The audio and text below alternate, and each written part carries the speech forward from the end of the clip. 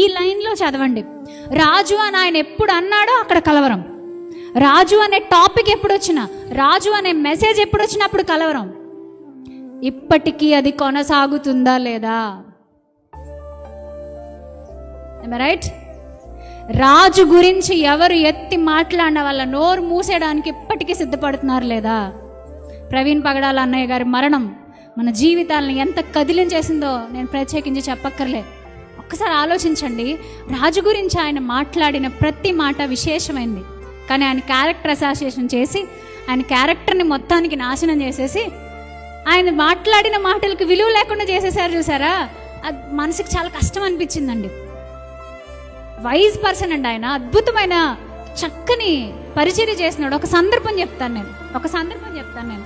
ఇది నేను నా వ్యక్తిగత జీవితంలో ఆయన చేసిన పరిచర్యకి నాకు అనుభవాలు ఉన్నాయి కాబట్టి చెప్తున్నాను. ఆయన చనిపోయిన తర్వాత ఇవన్నీ వస్తున్నాయి.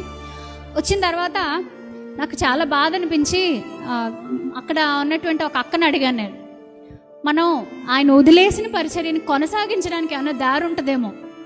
అనాథ పిల్లల్ని ఎవరినో తీసుకొచ్చి ఆయన చనిపోవడానికి 10-15 రోజుల ముందంట వెళ్ళి ఆ పిల్లల్ని చూడడానికి వెళ్ళాడంట. ఒక రోజున ఆయన చూడడానికి వెళ్ళి వాళ్ళకి ఆయన చికెన్ మటన్ వండి పెట్టాడంట తన చేతులతో. వంట కూడా బాగా చేస్తాడండోయ్. అంట్లు తోవడం మాత్రమే కాదు, అంత తగ్గింపు ఉందంట ఆయనకి.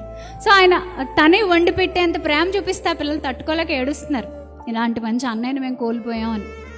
అయితే నేను అన్నాను, మరి ఇప్పుడు ఆ పిల్లల పరిస్థితి ఏంటి ఆ పరిస్థితి? ఎందుకంటే ఇప్పుడు ఆయన చనిపోయి వెళ్ళిపోయినా ఆయన క్రియలు మాట్లాడుతున్నాయి.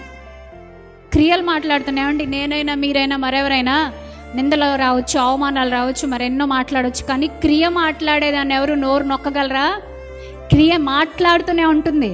నేను ఎప్పుడు చెప్తూ ఉంటాను ఒక మాట, మనం చెప్పే ప్రసంగం కంటే మన బతుకు ఎక్కువ మాట్లాడాలి, మనం చేసిన పని ఎక్కువ మోగాలి.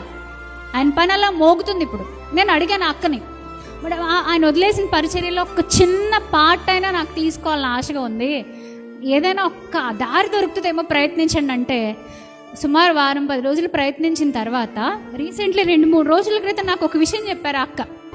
ఏమంటే, అమ్మ ఆయన ఎక్కడైనా ఒక చిన్న పిల్లల్ని తీసుకుని వాళ్ళకి అన్నం పెట్టినా, వాళ్ళని ఒకవేళ అనాథ పిల్లల్ని పోషిస్తున్నా, వాళ్ళకంటూ ఒక అకౌంట్ పక్కన పెట్టేసి వాళ్ళు ఎన్నాళ్ళు పోషింపబడాలో దానికి సంబంధించినటువంటి పనంతా చేసి పెట్టేశాడంట.